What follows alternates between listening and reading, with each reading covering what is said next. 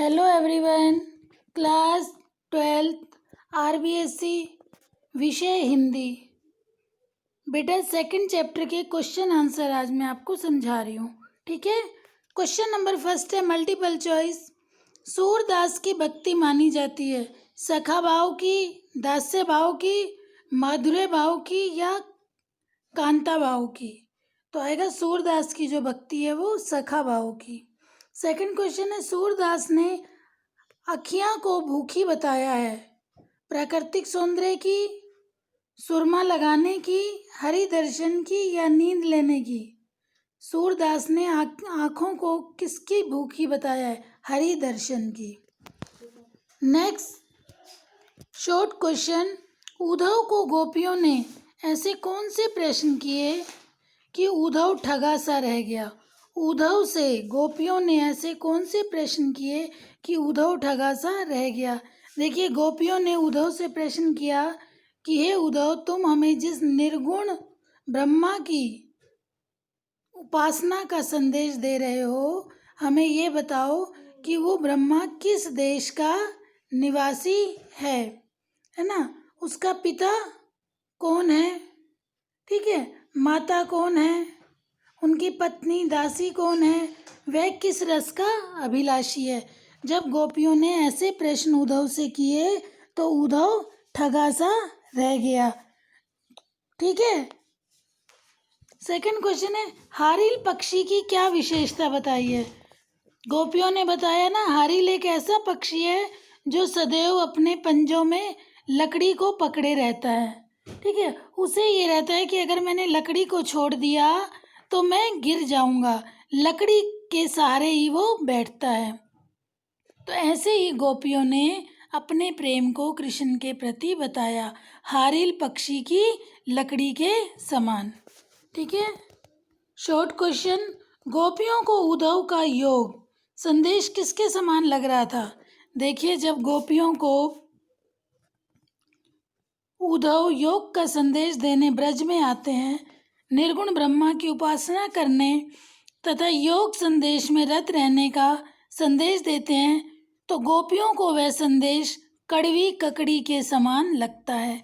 जैसे बेटा कड़वी ककड़ी मुंह में डालते ही जैसे ही पता चले कड़वी है तो हम तुरंत मुंह से बाहर निकाल देते हैं, ऐसे ही गोपियों को उद्धव द्वारा दिया गया निर्गुण ब्रह्मा की उपासना का संदेश कड़वी ककड़ी के समान लग रहा था। गोपियां उसे अनोखी व्याधि की तरह अनुपयोगी बताने लगी, क्योंकि निर्गुण निराकार ईश्वर की भक्ति करना गोपियों को बिल्कुल भी अच्छा नहीं लगा। मानव नील बाटते काड़े ले यम नाजू पखारे, इस पंक्ति में कौन सा अलंकार है? उत्प्रेक्षा अलंकार, ठीक है। ये अलंकार मैं आपको, अलंकार टॉपिक है, मैं एक एक अलंकार आपको समझाऊंगी, ठीक है। जहाँ संभावना प्रकट की जाती है, उपमेय में उपमान की संभावना हो, ठीक है, तो वहाँ कौन सा अलंकार होता है? उत्प्रेक्षा अलंकार। तो जैसे गोपियाँ उद्धव से कहती हैं, उद्धव, ऐसे लगता है कि मथुरा से आने वाले सभी काले हैं, ऐसा लग रहा है कि तुम सबको नीले मटके से निकालकर यमुना में नहला दिया हो, तभी यमुना का जल भी काला हो गया, ठीक है। जब उपमेय में उपमान से भिन्नता होते हुए भी, ठीक है, संभावना व्यक्त की जाए, वहाँ कौन सा अलंकार? उत्प्रेक्षा अलंकार होता है, ठीक है। इसमें यमुना के काले होने में मथुरा वासियों को नील मटके से निकालकर यमुना में धोने की संभावना व्यक्त की है और मानहु शब्द का प्रयोग आया है। मानहु, जनु, जनाहु, इन शब्दों का प्रयोग होता है, वहाँ उत्प्रेक्षा अलंकार होता है, ठीक है बेटा। आगे मैं आपको ये अलंकार टॉपिक है 1 बाय 1 सारे अलंकार समझाऊंगी। नेक्स्ट लॉन्ग क्वेश्चन है व्याख्यात्मक क्वेश्चन या निबंधात्मक क्वेश्चन।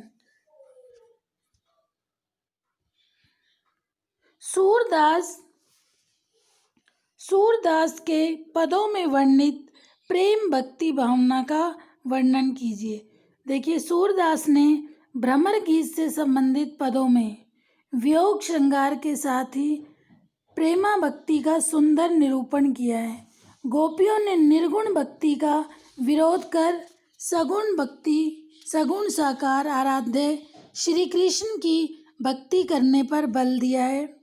उन्होंने अपने आराध्य को प्रियतम एवं प्राण प्रिय बताते हुए उनके प्रति प्रेम, निष्ठा, समर्पण भावना, गुण स्मरण, विरह व्यथा एवं उपालंब आदि की मार्मिक व्यंजना की है। एक और सूरदास ने अपने आराध्य प्रियतम को लेकर गोपियों को विरह वेदना से व्यथित बताया है, तो दूसरी ओर गोपियों को में प्रियतम के साथ की गई लीलाओं और प्रेमालापों का स्मरण करवाकर प्रेम भक्ति का प्रसार किया। इस कारण गोपियों के द्वारा कभी मधुबन, कभी बादल, कभी ब्रज कुंज, कभी यमुना तट आदि के उपालंब से गोपियाँ अपनी प्रेम भावना का वर्णन करती हैं। ठीक है, समझ आ गया। इसके बाद नेक्स्ट है अखियाँ हरि दर्शन की प्यासी। ये आपका पद में मैंने आपको व्याख्या समझाई थी, इसकी व्याख्या आपको करनी है। ये मैंने आपको चैप्टर में समझाया है, पद संख्या 4। ठीक है, इसकी व्याख्या आपको लिखनी है प्रसंग सहित।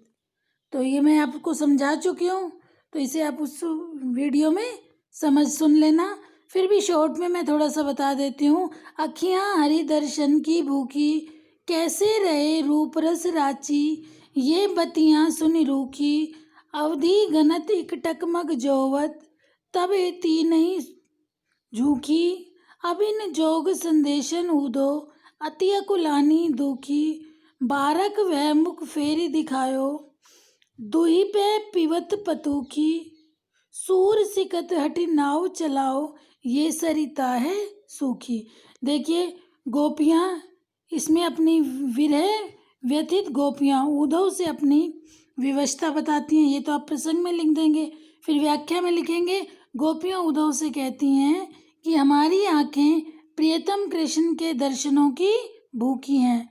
तुम्हारे द्वारा निर्गुण साधना की रूखी बातें सुनकर ये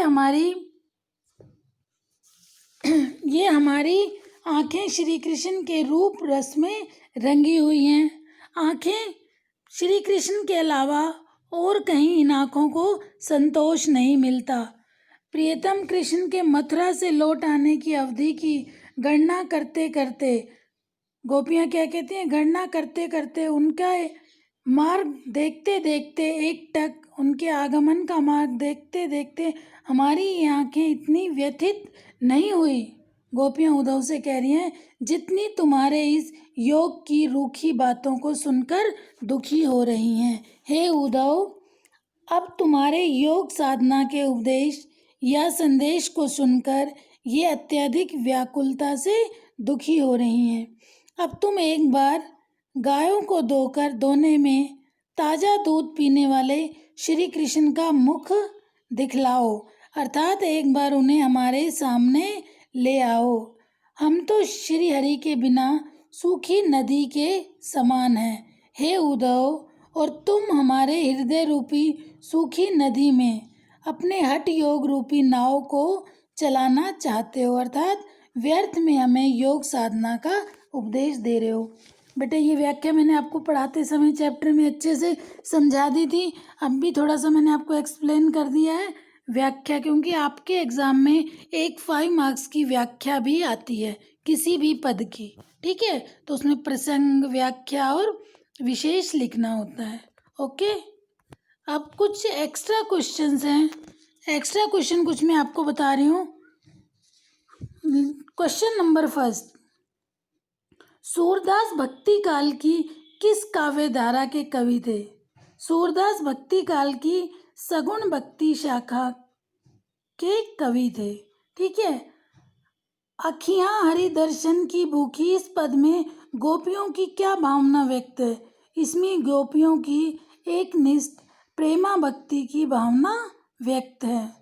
सूरदास की भक्ति किस कोटि की मानी जाती है? सूरदास की भक्ति सखा भाव की मानी जाती है।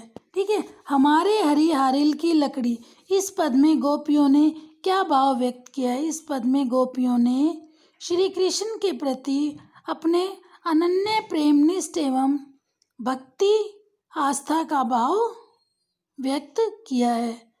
ठीक है, नेक्स्ट देखिए, गोपियों ने श्री कृष्ण को किस प्रकार अपना रखा है?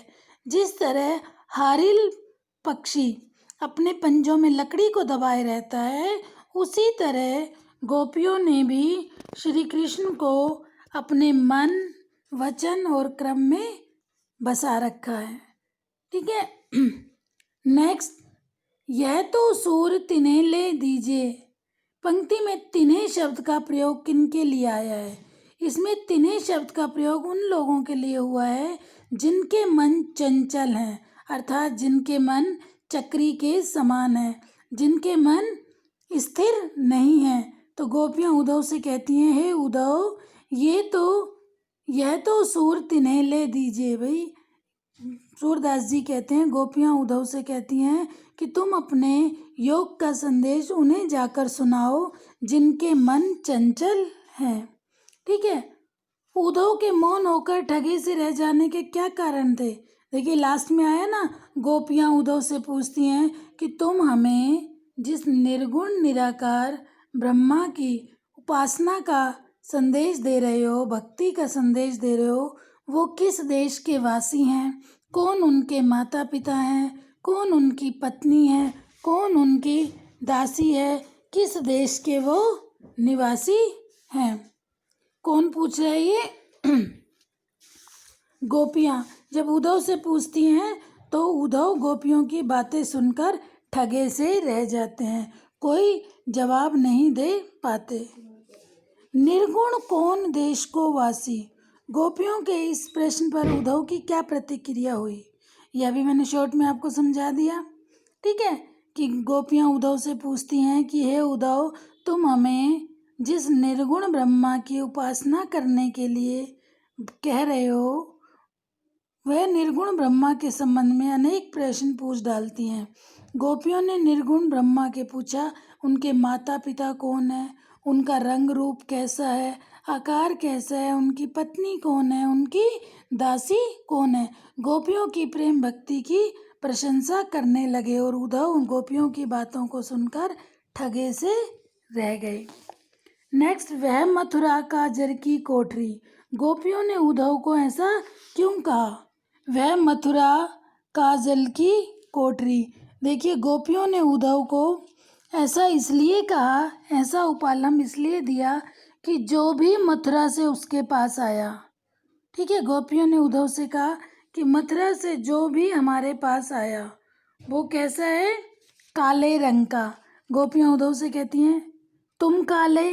ठीक है, गोपियों के साथ कपटपूर्ण व्यवहार किया। पहले अक्रूर जी आए तो वे भी काले। ठीक है, श्री कृष्ण विश्वास देकर चले गए, उनका रंग भी सांवला, तुम भी काले। तो गोपियाँ उद्धव से कहती हैं, हे उद्धव, इस तरह की कुटिलता देखकर गोपियों को मथुरा काजल की कोठरी लगने लगी। इसलिए गोपियाँ उद्धव से कहती हैं कि मथुरा काजल की कोठरी। नेक्स्ट, ये इंपॉर्टेंट क्वेश्चन है, गोपियों के लिए श्री कृष्ण की स्मृति दिलाने वाली सभी वस्तुएं संतापदायक कैसे बन गई? वेरी इंपॉर्टेंट क्वेश्चन है बेटा, इस क्वेश्चन को ध्यान से सुनना। देखिए गोपियों के लिए श्री कृष्ण की स्मृति दिलाने वाली लता कुंजें विषम ज्वाला की पुंजों के समान, यमुना का प्रवाह, कोयलों का मधुर स्वर, भंवरों का गुंजार, कपूर, चंद्र किरणें आदि सब सूर्य की प्रखर किरणों के समान संतापदायक बन गई। वियोग काल में गोपियों को ये सब वस्तुएं पीड़ादायक लगने लगी कि कृष्ण के सामने जब कृष्ण थे तो ब्रज में जो जो चीज़ें गोपियों को अच्छी लगती थी, अब कृष्ण के वियोग में वो सब उन्हें सूर्य के समान तपती हुई दिखाई दे रही हैं, अर्थात बिल्कुल भी उन्हें अच्छी नहीं लगती। नेक्स्ट क्वेश्चन है, सूरदास की भक्ति किस कोटि की मानी जाती है? मैंने आपको समझा दिया था। सूरदास की भक्ति है, शॉर्ट क्वेश्चन में बताया था, सखा भाव की मानी जाती है। सूरदास ने जहाँ संख्या भक्ति के पद गाए हैं, इन पदों में मनोवैज्ञानिक दृष्टि से मानवीय संबंधों का भी निर्वाह किया गया है। भक्त और भगवान के बीच का अंतर सख्य भक्ति में मानो मिट गया है। नेक्स्ट क्वेश्चन, ये भी इम्पोर्टेंट क्वेश्चन है। सूरदास के पदों की काव्यगत विशेषताएं लिखिए। सूरदास के पदों की काव्यगत विशेषताएं क्या हैं? देखिए, सूरदास कृष्ण भक्त कवि हैं। उन्होंने ईश्वर के सगुण रूप के प्रति अपनी भक्ति भावना, अनन्यता, एक निष्ठा के साथ व्यक्त की है। उनके श्रृंगार वर्णन में वियोग श्रृंगार की प्रधानता है। कृष्ण के वियोग में उनकी गोपियाँ विरह से व्याकुल हो उठती हैं।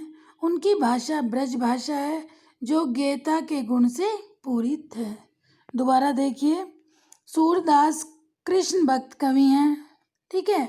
उन्होंने ईश्वर के सगुण साकार रूप के प्रति अपनी भक्ति भावना व्यक्त की है।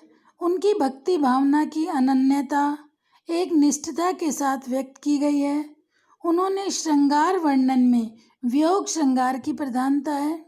कृष्ण के वियोग में उनकी गोपियाँ विरह से व्याकुल हो उठती हैं। इनकी जो भाषा है वो क्या है?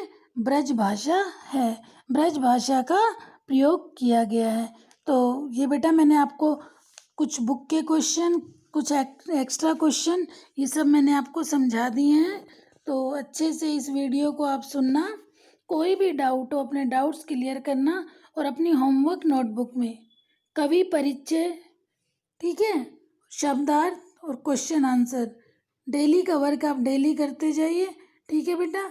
और जैसे भी आपका स्कूल आने का बनता है, कोई डाउट्स है उसे क्लियर करने के लिए आप आ रहे हैं, या कोई भी कारणवश आप स्कूल आ रहे हैं, तो अपनी नोटबुक अपने साथ लाएं और अपनी नोटबुक चेक कराएं, ठीक है बेटा। तो ये कंप्लीट हो गया। नेक्स्ट क्लास में हम पढ़ेंगे रहीम के दोहे। जो भी वर्क कराया जा रहा है उसे नोट करो, लर्न करो और समझो अच्छे से, ठीक है बेटा। Okay, thank you.